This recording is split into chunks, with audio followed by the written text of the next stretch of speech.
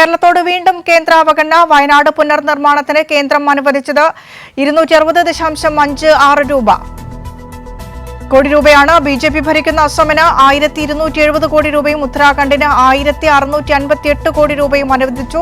കേരളം ആവശ്യപ്പെട്ടത് 2221 കോടി രൂപയായിരുന്നു. ആകെ സംസ്ഥാനങ്ങൾക്ക് 9 സംസ്ഥാനങ്ങൾക്കായി 4645 കോടി രൂപയാണ് അമിത്ഷായുടെ അധ്യക്ഷതയിൽ ചേർന്ന യോഗത്തിൽ അനുവദിച്ചത്. വിഷ്ണു തലവൂർ വിശദാംശങ്ങളുമായി ദില്ലിയിൽ നിന്ന് ചേരുന്നുണ്ട്.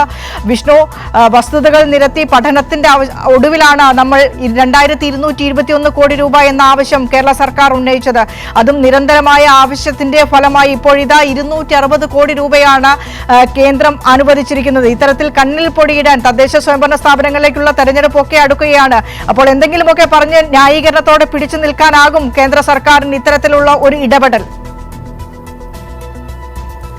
വിനിഷ, തീർച്ചയായിട്ടും ഇന്ന് കേന്ദ്ര ആഭ്യന്തരമന്ത്രി അമിത്ഷായുടെ അധ്യക്ഷതയിൽ ചേർന്ന ഉന്നതതല യോഗത്തിലാണ് ഇത്തരത്തിൽ പ്രളയം ബാധിച്ച സംസ്ഥാനങ്ങൾക്ക് പുനർനിർമ്മാണത്തിന് വേണ്ടി തുക അനുവദിച്ചത്. നിലവിൽ 9 സംസ്ഥാനങ്ങൾക്ക് 4645.60 കോടി രൂപയാണ് അനുവദിച്ചിരിക്കുന്നത്. അതിൽ കേരളത്തോട് വലിയ അപകടന തന്നെ നമുക്കിതിൽ കാണാൻ കഴിയുന്നുണ്ട്. കാരണം കേരളത്തിന് ആകെ അനുവദിച്ചിരിക്കുന്നത് വയനാടിന്റെ പുനർനിർമ്മാണത്തിന് ഇപ്പോൾ കേന്ദ്ര സർക്കാർ അനുവദിച്ചിരിക്കുന്നത് 260.56 കോടി രൂപ മാത്രമാണ്. അതേസമയം മറ്റ് സംസ്ഥാനങ്ങൾക്ക് അനുവദിച്ച കണക്ക് കൂടി നമുക്ക് നോക്കേണ്ടി വരും. കാരണം കേരളത്തിന് ഇത്തരത്തിൽ 260 കോടി രൂപ അനുവദിക്കുമ്പോൾ ആസാമിന് 1270.78 കോടി രൂപയാണ് കേന്ദ്ര സർക്കാർ ഇന്ന് ചേർന്ന യോഗത്തിൽ അനുവദിച്ചിരിക്കുന്നത്.